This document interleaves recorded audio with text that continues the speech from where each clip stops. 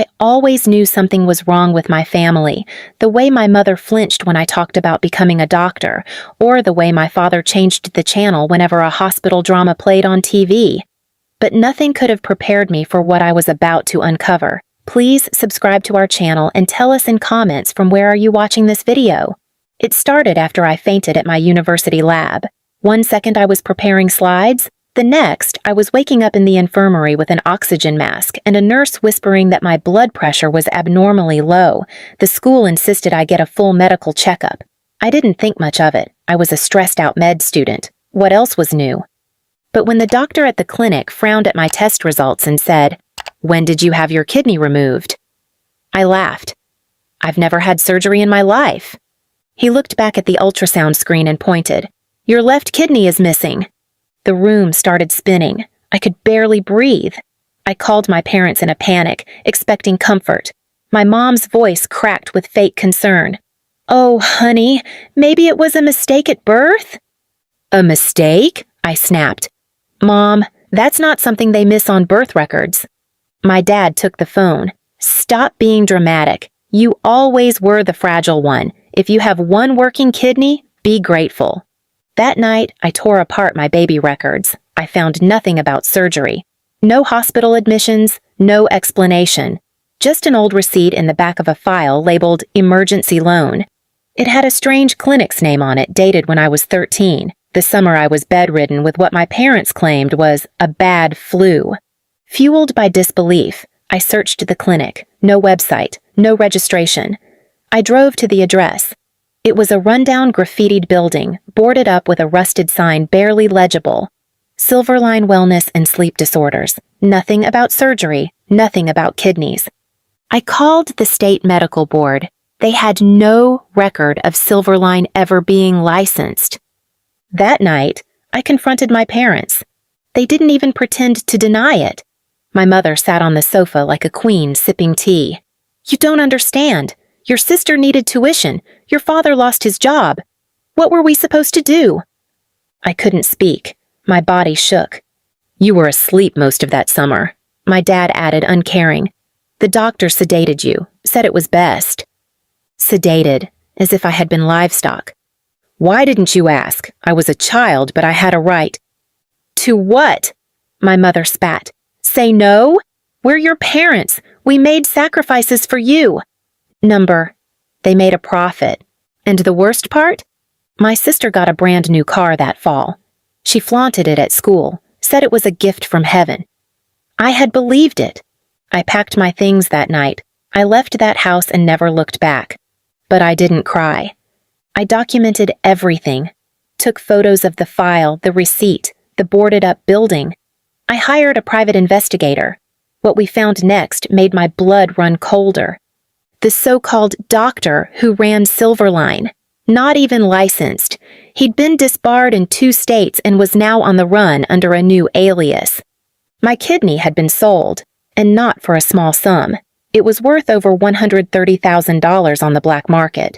They'd taken it from me while I slept, and when I woke up confused, they told me it was just a fever. I wasn't just betrayed. I had been trafficked by the people who gave me life. And now, I was going to make them pay. I didn't cry. I didn't scream.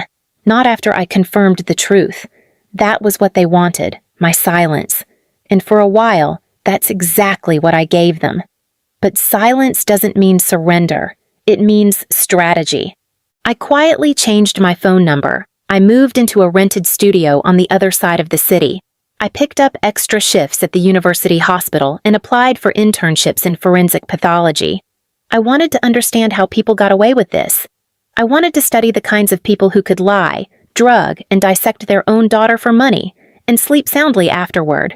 While I studied, I planned. While they celebrated holidays without me, I gathered documents, filed police reports, and worked with my private investigator to trace bank transfers from that summer. Sure enough, my mother had received 2 large deposits that same month, one under her name, one under my father's. They didn't even try to hide it. They just assumed I'd never find out. Or worse, that I wouldn't matter enough to care. But I did matter, and I wasn't alone. At the hospital, I became friends with a lawyer named Evelyn. She was older, sharp as a scalpel, and had spent 10 years prosecuting medical fraud cases. I told her everything.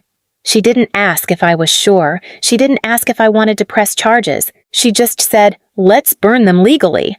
Slow and public. We filed a lawsuit, not just for the organ theft, but for child abuse, endangerment, and fraud. The moment it hit the court records, my parents panicked. I received a text from my mother. "You ungrateful brat, after all we did for you." Then another, "You're ruining your sister's wedding with your drama." Ah, yes, my sister, the golden child, the same one who wore designer shoes bought with my kidney, the same one who, when I told her everything, replied with, "I didn't ask them to take it from you. Don't be so dramatic." No apology, just entitlement. But the best was yet to come. You see, I knew something they didn't. They thought I was still the girl they drugged at 13. But they didn't know I had friends now, resources, and a plan. A month before the court hearing, I mailed anonymous tips to every major news outlet, complete with documents, receipts, and an encrypted folder showing where the money went, and how. I even included a list of other suspected victims tied to the fake clinic. Silverline had been operating for years. The day the news hit the internet, my parents' faces were plastered across every local site. The headline read, "Parents accused of selling daughter's kidney to fund lavish lifestyle, clinic tied to black market organ ring." My inbox flooded. Messages from distant relatives, classmates, strangers. But the best one? A voicemail from my dad. "What have you done? We lost everything. Are you happy now?" Yes, I was, and I wasn't done. The courtroom was cold, but my hands were steady. My parents sat on the other side. Disheveled, smaller than I'd ever seen them. Mom had traded her pearls for a wrinkled cardigan. Dad's shoes didn't shine like they used to. My sister, always pristine, avoided my gaze as if I were a stranger. They hadn't expected the case to make it to trial. They assumed I'd crumble, withdraw, beg to settle in private. But I didn't, because what they took from me was more than a kidney. It was trust, my sense of self, my future as I knew it. And I wasn't going to let them walk away with that. The evidence was airtight, thanks to Evelyn's brilliance and my meticulous trail of documentation. The court saw it all. The falsified consent forms with my forged signature, the fake hospital that never filed a single patient record, and the text messages Mom accidentally backed up to a cloud account, bragging about the easy payday after the surgery. But it was the hidden footage that changed everything. Months before, I had returned to my parents' house under the guise of reconciliation. I said I wanted to make peace. They invited me in like nothing had happened. That's when I planted a tiny recorder behind the family photo on the mantel. 2 days later, I captured my father laughing to a friend on the phone. "Of course she doesn't know. She was 13. She didn't even know what they put in her IV.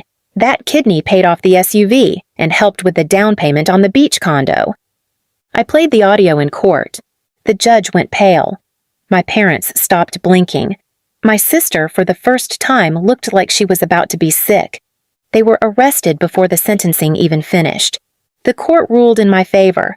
$5.2 million in punitive damages, a lifetime restraining order, and criminal charges pending for fraud, endangerment, and participation in an illegal medical scheme. But that wasn't the end. That was just the punishment. The revenge? That came afterward.